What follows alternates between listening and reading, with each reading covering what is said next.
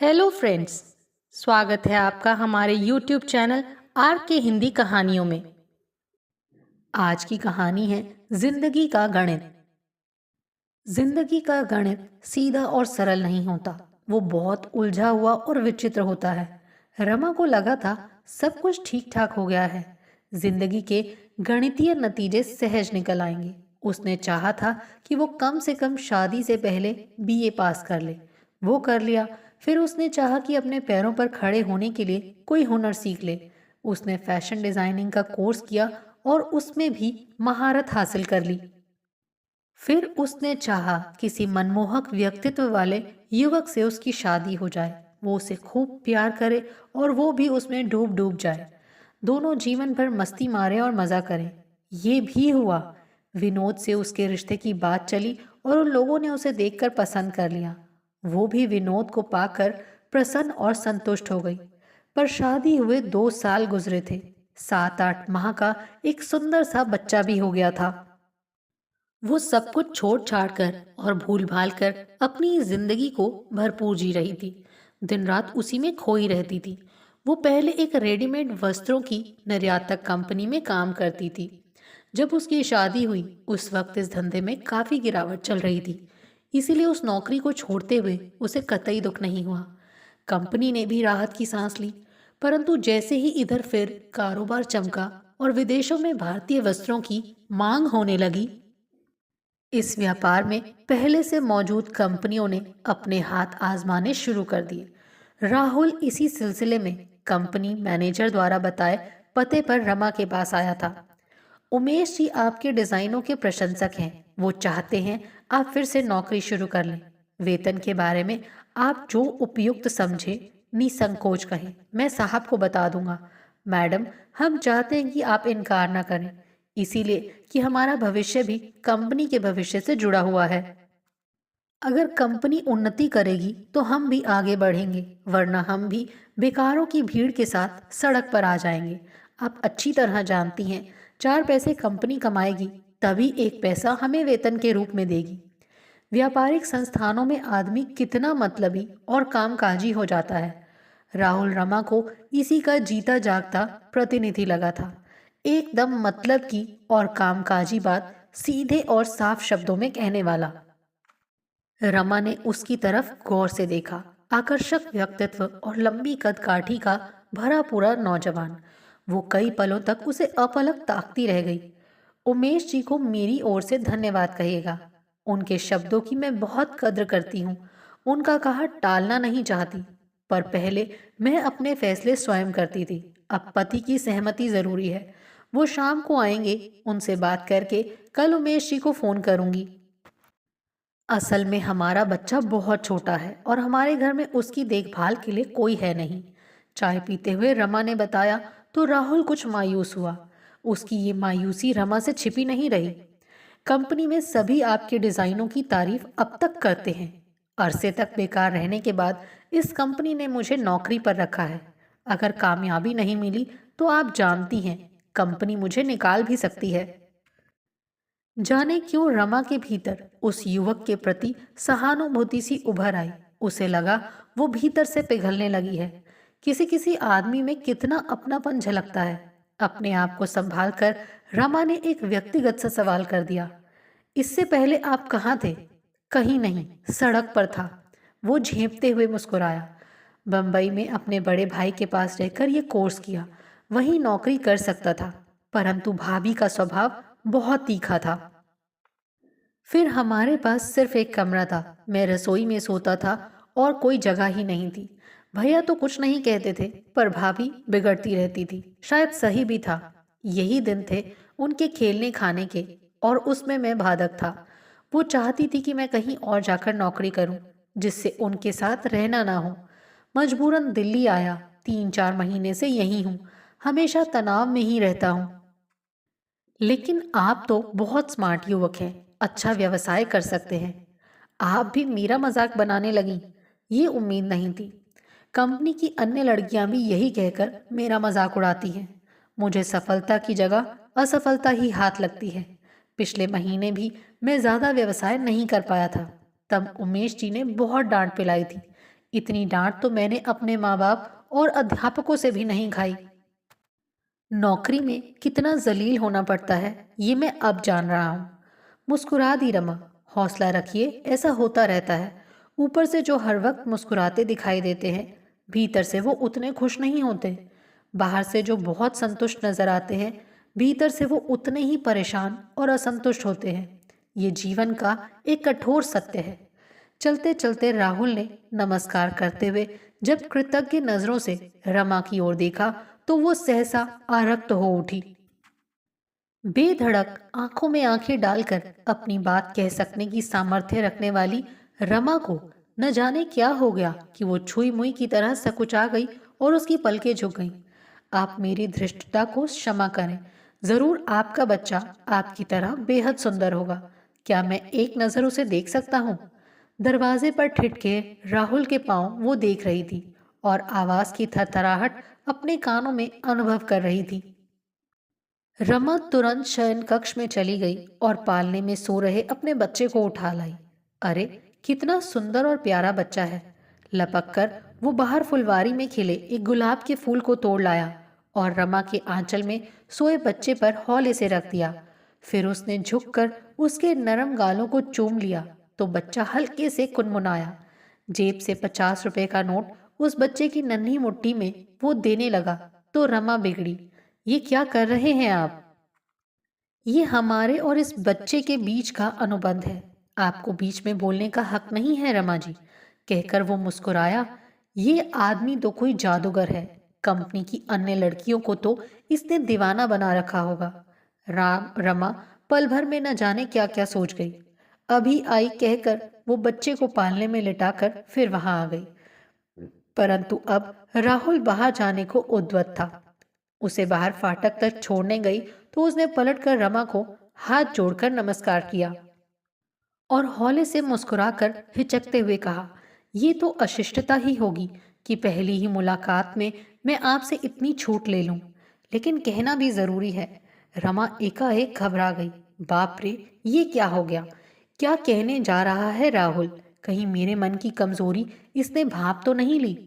रमा अपने भीतर की कपकपी दबाने के लिए चुप ही रही। राहुल ही बोला, असल में मैं अपने एक दोस्त के साथ रहता हूँ। अब उसकी पत्नी उसके पास आकर रहना चाहती है और वो परेशान है। अगर आपकी सिफारिश से मुझे कोई बरसाती या कमरा कहीं आसपास मिल जाए तो बहुत एहसान मानूंगा। आप तो जानती हैं, एक छड़े व्यक्ति को कोई आसानी से। वो हंसने लगा तो रमा की जान में जान आई। वो तो डर ही गई थी कि पता नहीं राहुल एकदम क्या छूट उससे ले बैठे। शाम को अपने पति से इस सिलसिले में भी बात करूंगी। इसी इमारत में ऊपर एक छोटा सा कमरा है। मकान मालिक इन्हें बहुत मानता है। हो सकता है वो देने को राजी हो जाए, परंतु खाना वगैरह वो बात की समस्या है, उसे बाद में हल कर लेंगे। कहकर वो बाहर निकल गया। गहरे ऊहापोह और असमंजस के बाद आखिर रमा ने अपने पति विनोद से फिर नौकरी करने की बात कही। विनोद देर तक सोचता रहा। असल परेशानी तो बच्चे को लेकर थी। अपनी माँ को मैं मना लूंगी, कुछ समय वो साथ रह लेंगी। रमा ने सुझाव रखा। देख लो, अगर माँ राजी हो जाए तो मुझे कोई एतराज नहीं, वो बोला। उमेश जी हमारे जाने परखे व्यक्ति हैं। उनकी कंपनी में नौकरी करने से कोई परेशानी और चिंता नहीं रहेगी। फिर तुम्हारी पसंद का काम है, शायद कुछ नया करने को मिल जाए।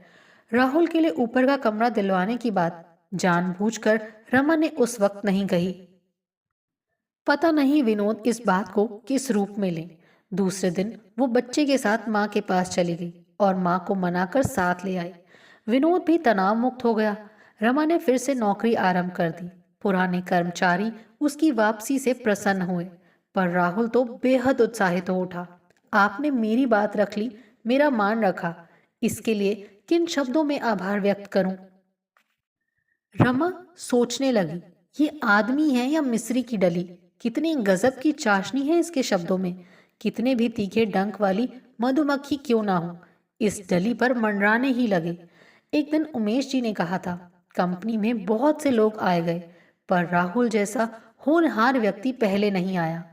लेकिन राहुल आपकी डांट फटकार से बहुत परेशान रहता है। उसे हर वक्त डर रहता है कि कहीं आप उसे कंपनी से ना निकाल दें। रमा मुस्कुराई थी। तुम्हें पता ही है, अगर ऐसा ना करें तो ये नौजवान लड़के हमारे लिए अपनी जान क्यों लड़ाएंगे। उमेश जी हंसने लगे थे। राहुल, एक सूचना दूं तुम्हें। एक दिन अचानक रमा राहुल की आंखों में झांकती हुई मुस्कुराने लगी, तो राहुल तो जैसे निहाल ही हो गया था। अगर आपने ये शब्द मुस्कुराते हुए ना कहे होते तो मेरी जान ही निकल जाती। मैं समझ लेता साहब ने मुझे कंपनी से निकाल देने का फैसला कर लिया है और मेरी नौकरी खत्म हो गई है।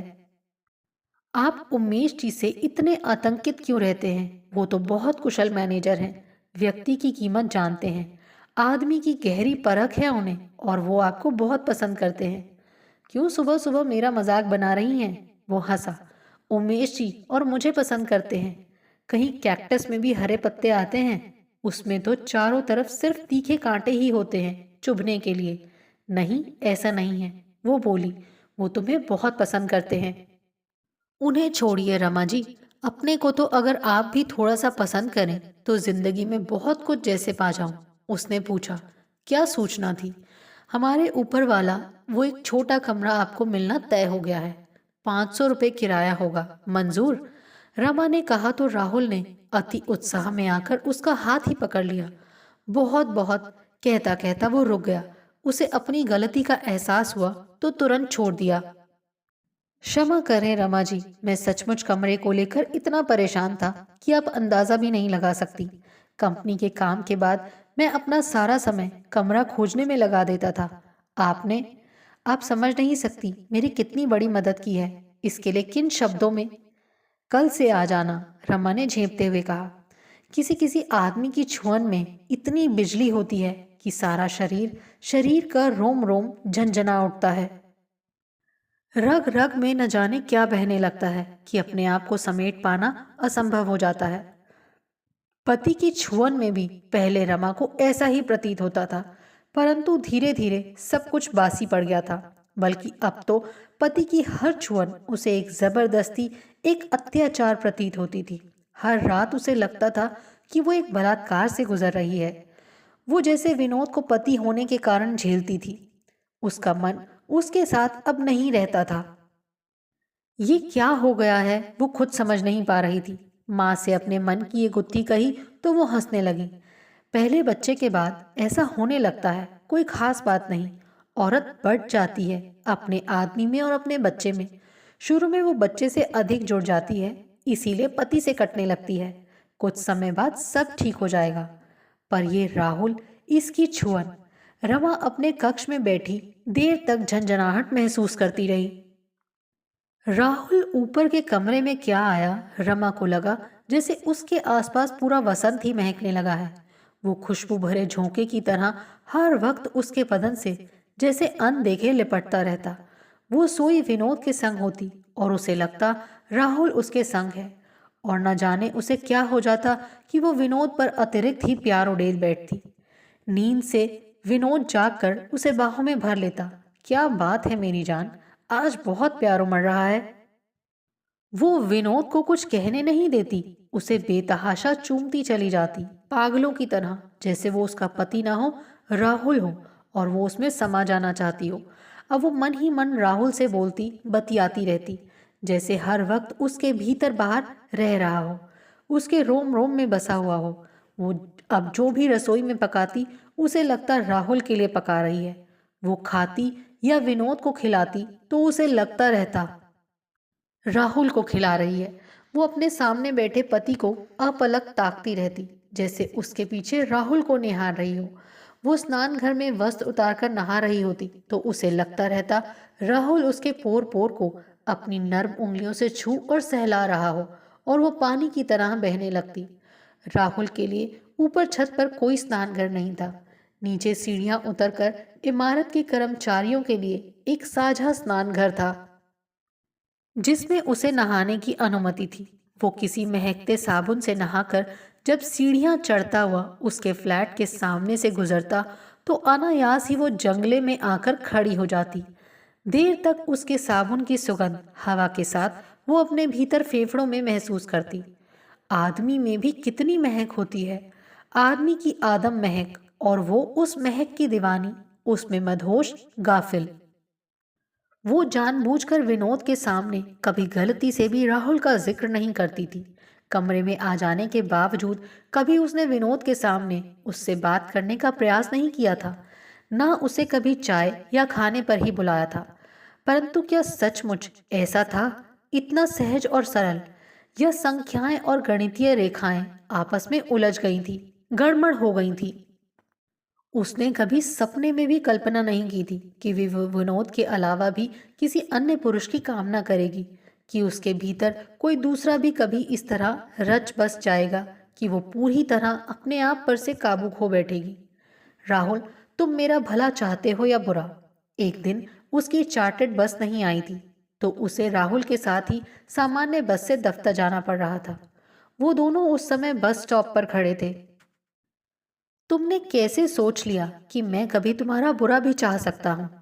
अपने मन से ही पूछ लेती, मेरे बजाय तुम्हारा मन ही सच बता देता। राहुल सीधे उसकी आंखों में झांक कर रहा था। तुम मेरी खातिर ऊपर का कमरा ही नहीं, बल्कि ये नौकरी भी छोड़कर कहीं चले जाओ। सच राहुल, मैं अब, अगर तुम मेरे बिना रह सकती हो तो कहो, मैं दुनिया ही छोड़ दूं।